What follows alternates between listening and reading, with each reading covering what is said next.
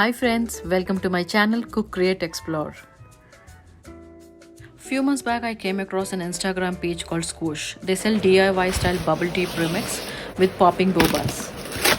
In this video we'll share what I got in the Skoosh DIY kit.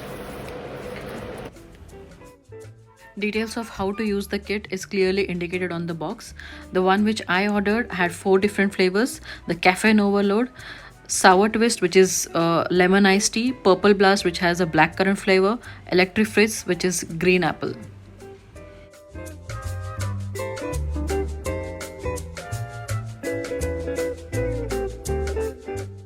This DIY kit is very easy to use and we don't need any other tools or equipment.